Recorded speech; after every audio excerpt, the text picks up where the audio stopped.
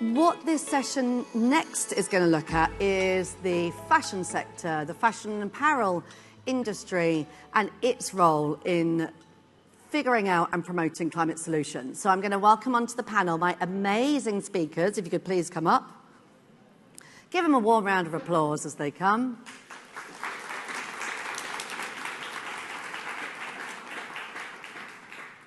Yes, that's great. Thank you so much. And in fact, as I was saying in my last panel, it's really, we very much welcome good audience, high energy and good audience. So humour me, I'm just going to do a welcome to the house and everyone can woo. So welcome to the house. Woo. Woo. Yeah, that's good. Makes us feel good. All right, I will shortly introduce my fantastic panelists, but let me just start with a moment on fashion and why we're talking about fashion in Climate Week.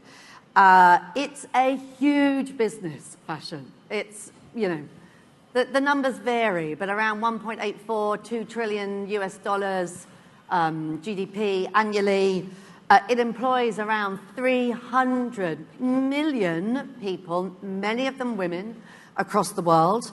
And it really drives culture like few other sectors. It can be fun and frivolous and creative, all things that we desperately need to drive forward climate action. But I know I said I wasn't going to mention the problems, but just for a moment, it does have some big problems. It has huge material consumption, knock-on effects on greenhouse gas emissions, water, toxicity. It is one of the industries which is most at risk from modern slavery. There's a big gender imbalance of power across the long tail of its complex supply chain. And that's why at Futerra we've always worked on fashion, because it's, you know, we've co-created some of the biggest businesses' sustainability strategies. We've done messaging and positioning for circular business models. We've run campaigns like Fashion Revolution and Swishing.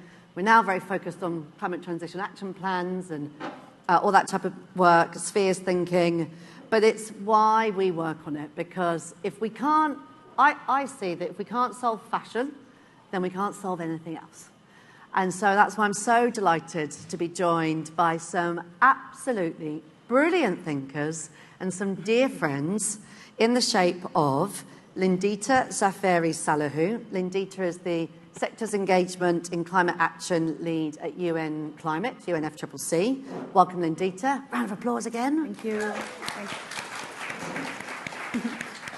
We also have Ngozi Okaro, who's the Executive Director of Custom Collaborative. More round of applause. Woo! And we have Katina Boutis, who's the Senior Director of Sustainability and Sourcing at Everlane. So, woo! Wow, you guys are good. All right, so what we'll do is I'm going to ask some questions. You are all free to ask questions of each other. After about, 25 minutes or so, we'll open to the floor.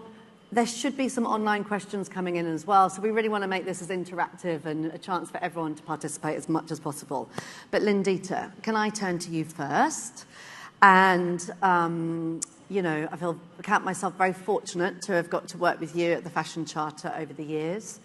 And I think the question I have to start with is, where do you see the role of international frameworks, but also voluntary agreements, such as the Charter, in driving climate action? Thanks, Lucy, and thank you for having us here. Of course, it's a great pleasure to be at the Solutions House again this year. And yes, I mean, I think there's always pros and cons, right? I mean, in an ideal world, we would have the regulations and the private sector would be working to fulfill those. But I think we are in a journey right now, and we are in the midst of transition where we're learning more and more what needs to be done to make sure that we can operate within the planetary boundaries.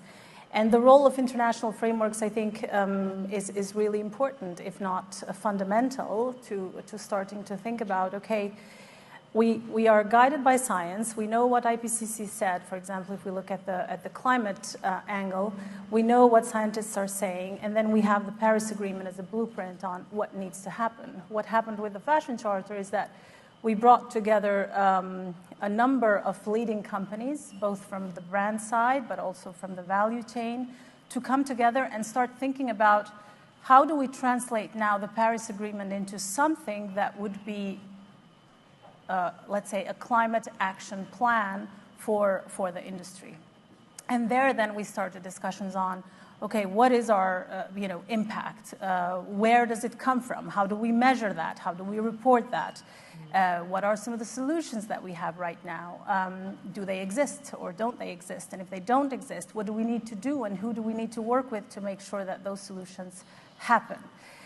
So we looked at the entire value chain, starting from the raw materials to the production, to logistics, as well as consumption to a certain degree, to think about, let's first of all understand the size of this problem.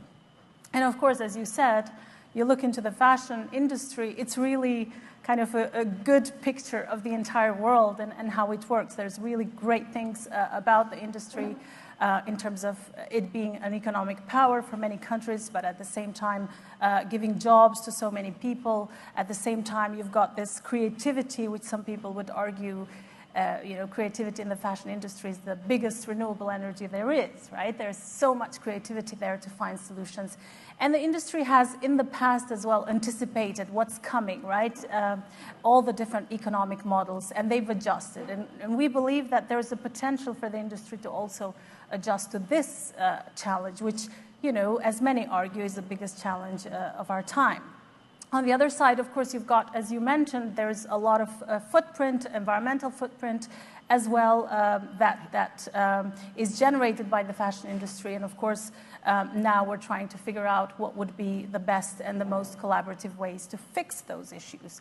Now, one thing to say is that, if you're looking at the transition that we all have to implement, I think we also need to start thinking about different ways of collaborating, right? It's not about individual companies anymore. Of course, everybody has to pull its weight. But I think what is more important is to get as many as possible companies and value chain actors to be part of that conversation and see how do we make sure that these changes happen. So in the charter, for the most part, we're looking at greenhouse gas emissions. Of course, this is convened by UN climate change, but it's driven by the industry. And what we're seeing right now is that you've got in the industry a number of leaders. And many of you here in the audience, if you follow the fashion industry, you would know who those leaders are. They try to find different ways and solutions to this problem. But at the same time, I think we've got a large number of fashion actors that are not yet meaningfully part of this conversation. I think unless we get all of them under, these frameworks to really understand and accept that that's going to be the next industry, that's what fashion in a climate-safe world would look like. I think, we need to create that picture together. Yes. Thank you. I sense you choosing your words quite carefully there.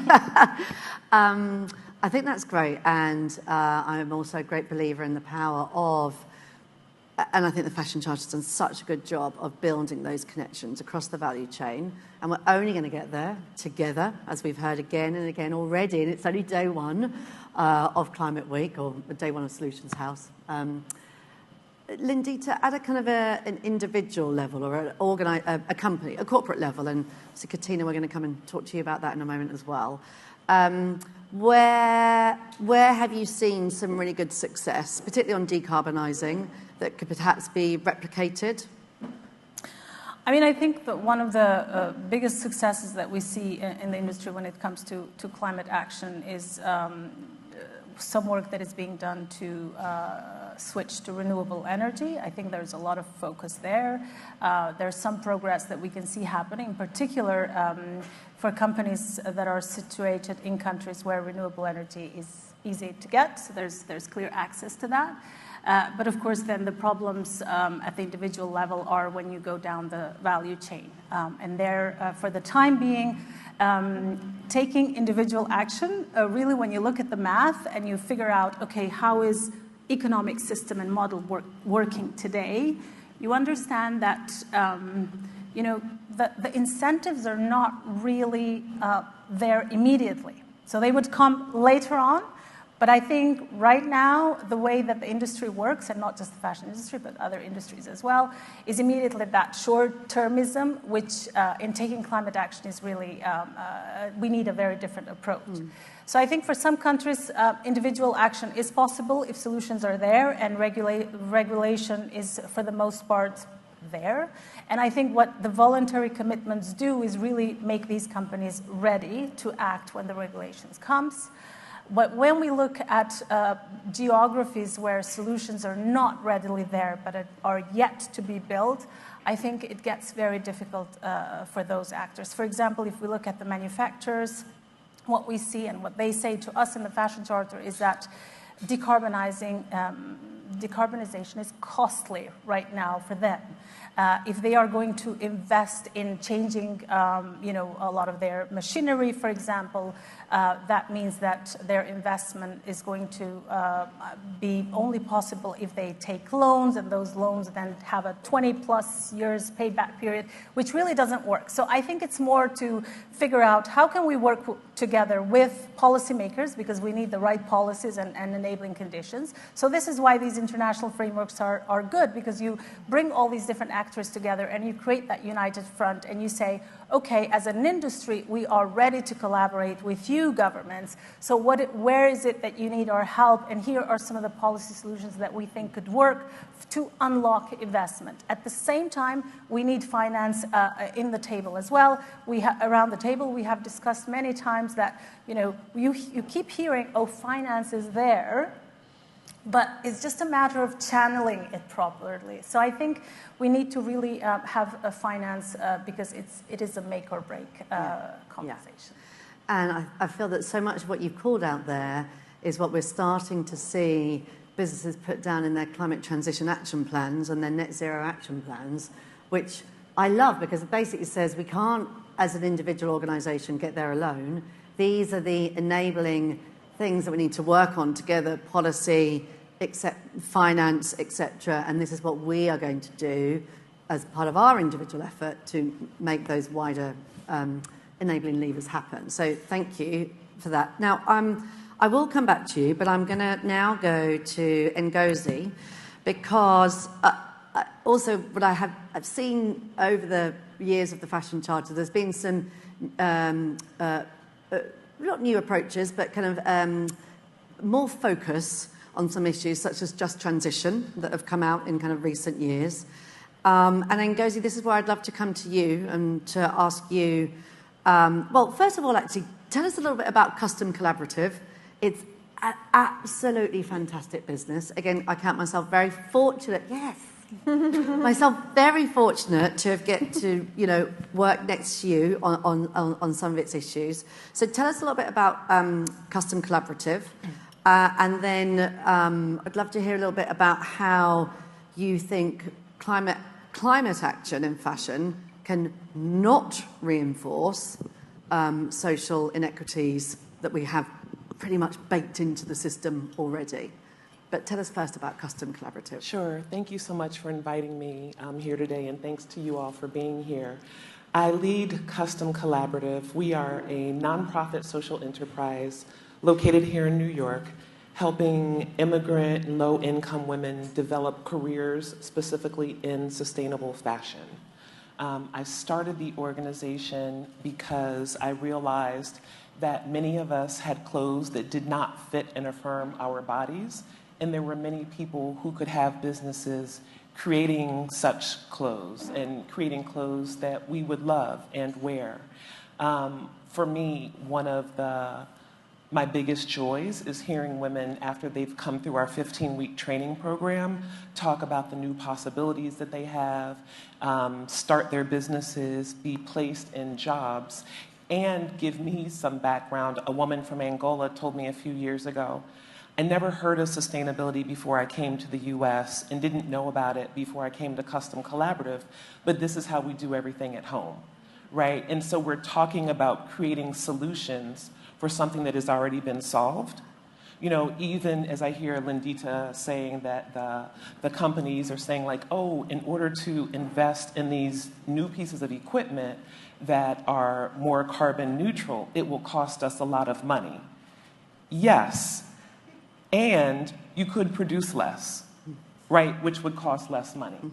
It just seems to me, I'm not a business person, I'm a lawyer, I'm a social scientist, but it seems to me that there's a failure of business education and business thinking if we cannot figure out how to create less clothing, create less toxins, harm fewer workers. And I don't think that people can't figure it out. I think that there is, I'll say, inertia, and people are willing to do whatever needs to be done to get more money with the least amount of work. Like, I look in the audience, and I see Micah, and I see Danielle, and I see so many people, including Nancy, who have ideas about how to do more or save this planet, right? And instead of investing in these ideas, we're investing in getting people to Mars, which Mars will never be habitable, right? So just to put that out there, like, so for me, it's really important to not just think of the lofty ideas, the could-bes, but what is it that we can actually do? And I think that some of it definitely is policy. I think that some of it is us pushing policymakers and retailers to give us what we need. I mean, I think a basic of business is to find out what the customer wants. I don't think that the customer wants a lot of mediocre clothing that was made potentially by forced labor, that maybe the cotton was picked by some different forced labor, that everybody was underpaid, and that the clothes may have toxins in them, right? So then what about the idea of going back and surveying people about what are the clothes that they want, that they will keep, that they will continue to wear? And so part of my work is bringing communities that have been excluded from climate and environment conversations into the conversation. It's absolutely brilliant. Yay! And I loved your point about your colleague or your participant from Angola. It's like, yeah, this is what we've always done. Yeah. And now this is the language and framing that I kind of need to adopt in order to participate in this. But this is my experience already. Could you tell us a little bit more in terms of the solutions that you have managed to create? That what I love about your work is it's an absolute great example of where climate action and social justice work together. Mm. And often, I think we find when looking across the actors that people, they might come from a more circular route and then are trying to, put social on, or come from a more social route, whereas actually I feel you've kind of co-created the two together. Have you got anything you can tell us in terms of what you've learned in doing that, and what's needed to scale? You mentioned working with policymakers. Are there specific areas of policy or educational outreach that are needed to see businesses like Custom Collaborative or social enterprises to be able to scale even further? Yes, absolutely. So that's a great question and layered. But just thinking about legislation, some people in the audience may know that in California there was SB 62, which was passed during the pandemic after a couple of years of work. And basically that was about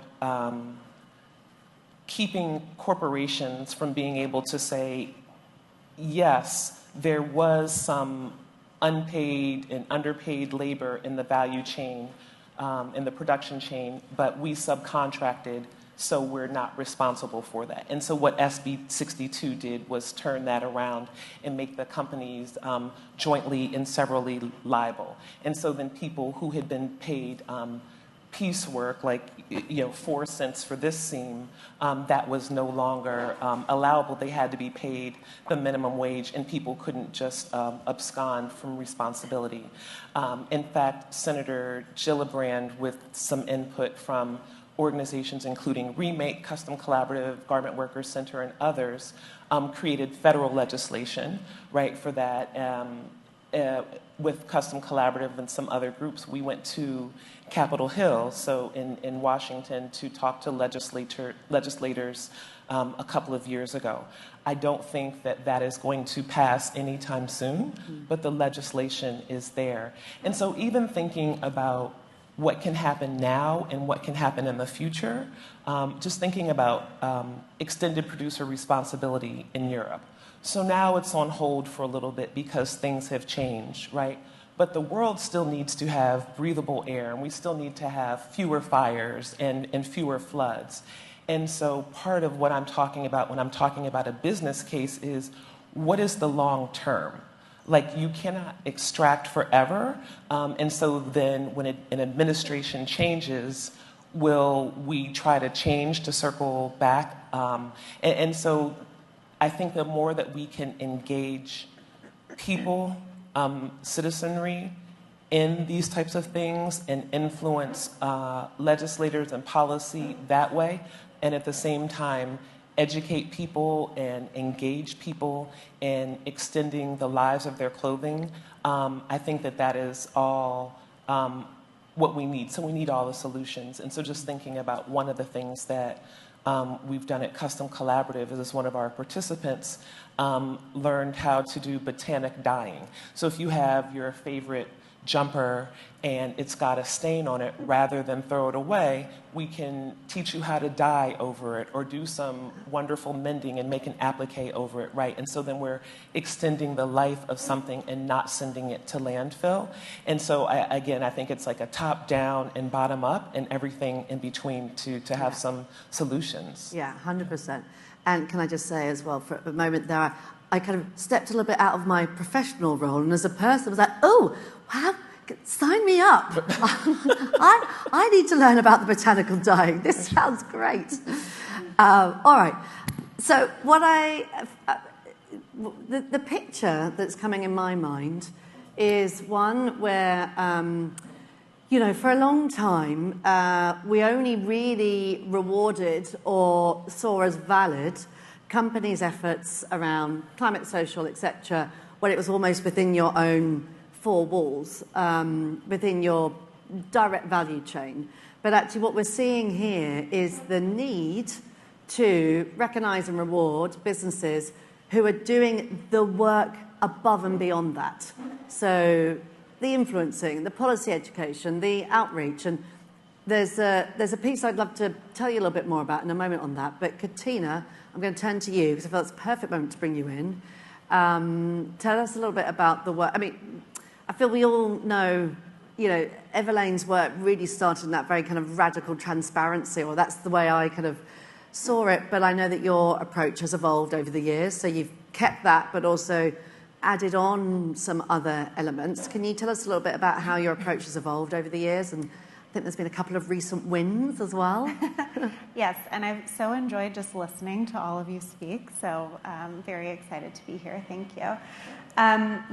We have, as you said, we kind of started with this notion of radical transparency, really built around pricing transparency. That was kind of our first brand promise whenever the brand started about 14 years ago. And over time, we've evolved as we've learned more and grown within the industry, adding on supplier transparency in the wake of the Rana Plaza factory collapse, which was a huge issue and still an ongoing issue in many ways in our industry still, to where we are today, which is, I would say, a much more holistic look at sustainability across our value chain and operations. So we talk about our initiatives today really being built around 3 core pillars. So keep Earth clean, keep Earth cool, and do right by people. Those are kind of our 3 very core and hopefully straightforward initiative areas that we're working within. So as I said, Keep Earth Cool, it gets its own pillar. It's a very important strategic initiative and effort for us, really built around our climate change impacts and mitigation and intervention strategies. And we're using this actually to drive a lot of work that we're doing across the rest of our operations and supply chain, and even our internal ways of thinking and quantifying the work that we're doing. So it's a very important initiative for us, and it's one that, that again is being kind of supported by the foundation of transparency and traceability and the work we've been doing for a very long time, but again is kind of reaching to even higher levels. So in 2021, we set a very bold and ambitious plan, publicly committing to some pretty ambitious carbon reduction efforts. So aligned to Science-Based Targets initiative, we committed to a 55% reduction of per unit Scope 3 emissions. So for the products that we're creating, we want to be 55% less emissive than we were in 2019 whenever we first measured our very first carbon footprint. And then we made a net zero promise beyond that. Technically, it's set for 2050 because that's kind of the industry standard, but we always like to say or sooner because we recognize that 2050 is a very far ways away. And it's funny that you bring up Mars because I think whenever we launched this initiative in 2021 and we're going public with our public commitment, I think we had a very clever tagline about some people are trying to get to Mars. We want to focus down here on Earth. It was a lot more clever than that, but I'm just not remembering it on the spot right now. But we've really built a lot of investment around this particular initiative. And I'm very, very proud to say that in 2024, so the most recent full annual year that we've measured our carbon inventory, we have more than halved our carbon inventory. So we've already seen a Scope 1 through 3 reduction of 52%, absolute. Thank you. Oh my gosh. I love that the targets get a clap. Yes. That's great. So that equates to a 44% reduction of our per unit produced emissions. So again, whenever we kind of slice the data in a little bit of a different way, the products that we're creating today are 44% less emissive than they were in 2019. And we're doing that at the same time that we are actually contributing and building and improving profitability for our brand, which is really critical. So we're aligning our climate metrics and various other sustainability metrics that we're working towards at the same time that we have, and we all have these no matter what kind of business or organization you work in, like sort of core business metrics, so to speak. So we're trying to valorize or place value on these types of systems changes or metrics that we're really trying to measure at the same level as like margin improvement or IMU contribution or whatever. Thankfully, I don't have to deal with that as much on the ground, but we're placing it at the same level of importance and hierarchy within our brand, and I think that's part of what's driving so much of our success. So we've definitely had a couple of initiatives that have really been working for us, specifically around raw material transitions. We've been really focused on a very rapid transition away from conventional materials like virgin synthetics, conventional cotton, conventional wool, into recycled, organic, regenerative systems, which have a very real quantifiable impact whenever, in many ways, not least of which is a climate component. So we've really been focused on that in addition to some supply chain transformation work that we've been doing. And really excited for what's also ahead because we haven't quite achieved our goals yet, but we're really focused on this net zero ambition that we've set for ourselves. And I love that because you come from such transparent DNA and roots, obviously you're being very open about whether you've achieved your goals or not, which is just great. Let me just ask you a follow-up question on, again, role of regulation and legislation. And, I've been working in this area for about 20 years, and I confess, when people used to say to me, we need systems change, I'd be like, it's just a delaying tactic, guys. Get on with putting your own house in order. But we do need systems change. And what I feel, again, is different now is that organisations and businesses and all of us are getting a bit smarter about what we need to pull from where we have influence and control in order to influence that system. Mm-hmm. And Katina, I know you do a lot. You don't just do climate mitigation, you do climate advocacy. So tell us about the work that you're doing there. Yeah, and I think you said it beautifully, actually. We've focused it kind of in two spheres. One is where we have that direct control of what we have, operational or decision-making power over within the context of our own business. And then also where we need to influence or kind of pressure, if you will. And so a big part of what we've been evolving into over the past few years is in just regulatory compliance and regulatory engagement in general. And California has had many really important firsts in this country just in the past couple of years. On this specific topic, SB 253 and 261, which are the country's first climate disclosure bills, were passed, I think, 2 years ago, or possibly 3 at this point, but they're going into action in 2026. So starting in January, you'll see many companies that have to really start taking this seriously. And it is, I think, a step, especially whenever we're thinking about systems change. This is like the toe of the foot in the door to kind of like burst it open, hopefully sometime in the near future, but it's sector agnostic. There is a revenue kind of floor, so the burden is not meant to be on the smaller or emerging companies or brands. But companies are going to have to start disclosing not just their scope emissions, but also the financial related impacts to those emissions as well.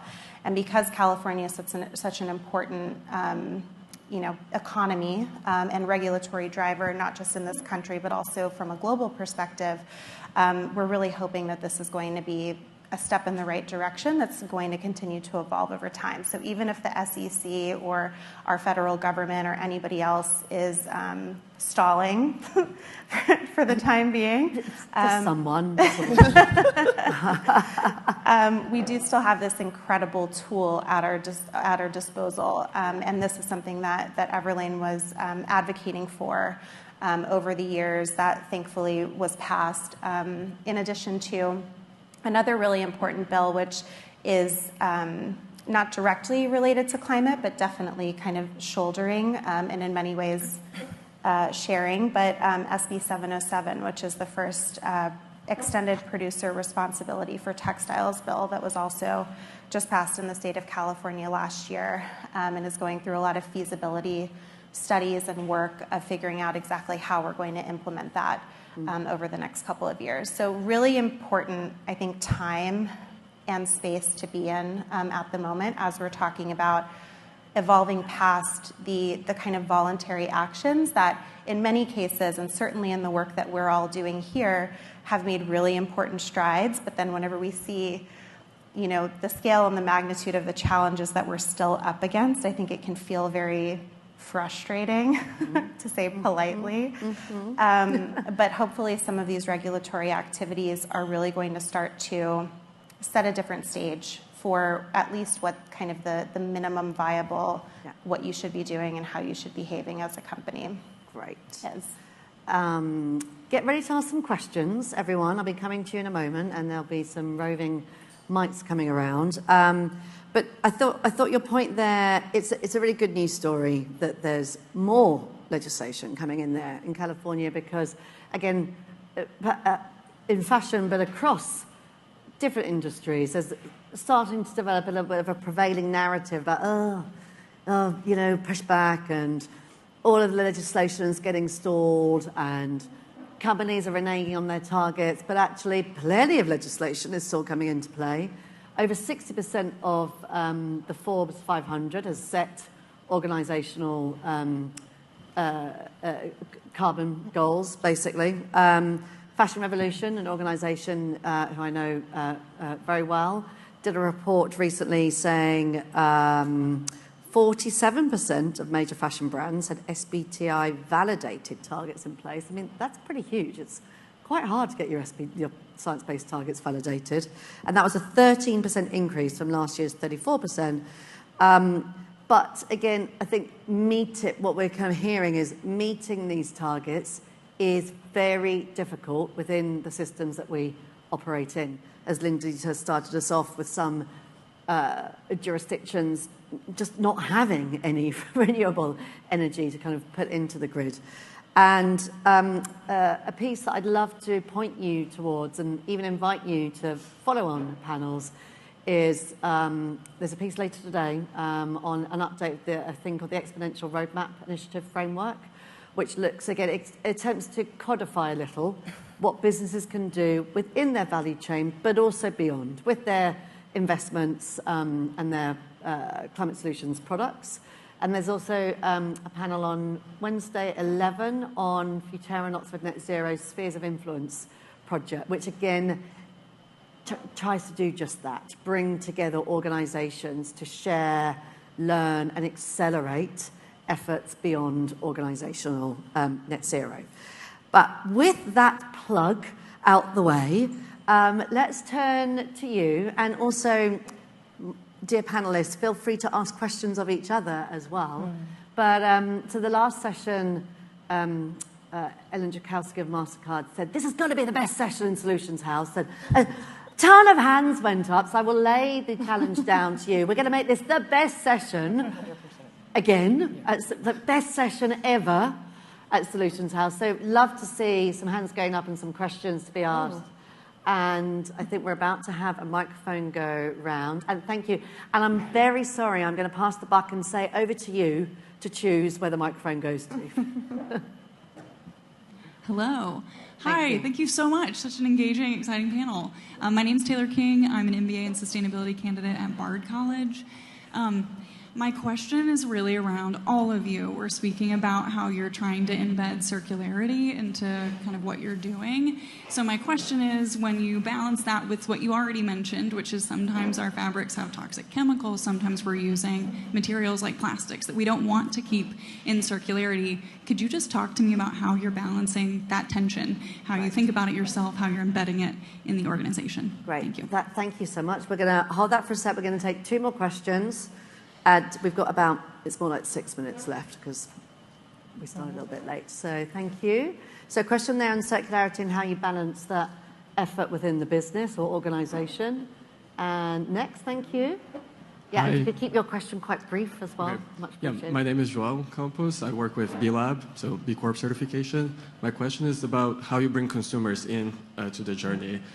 People care at different levels about your climate impact and understand at different levels. So how do you talk to them, engage them? Great.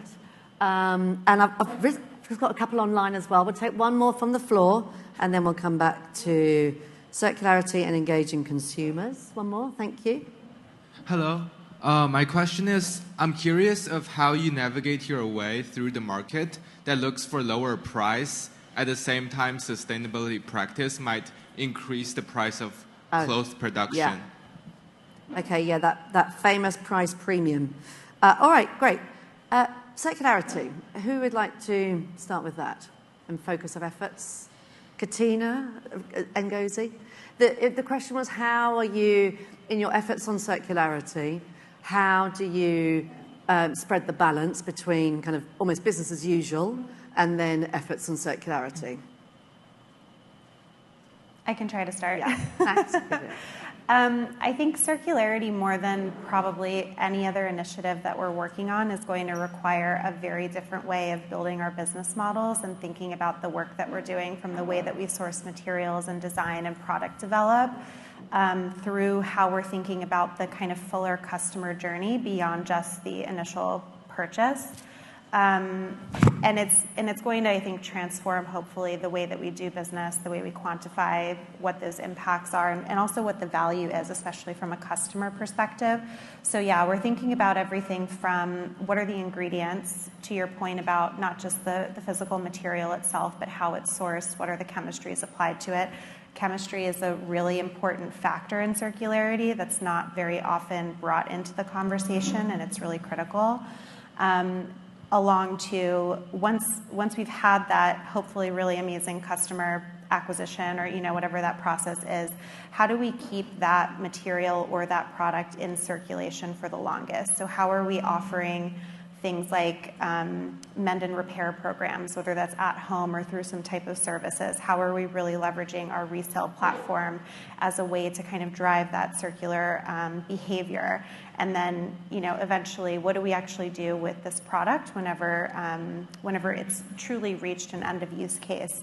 And how do we think through the textile to textile solutions that are also starting to be brought up as a really big conversation in our industry for kind of the next phase forwards, that we're not using as many, or we're not dependent on as many virgin resources to provide that feedstock for us, but we're actually able to take it from a really, I think, valuable source that has been primarily undervalued in the work that we've been doing.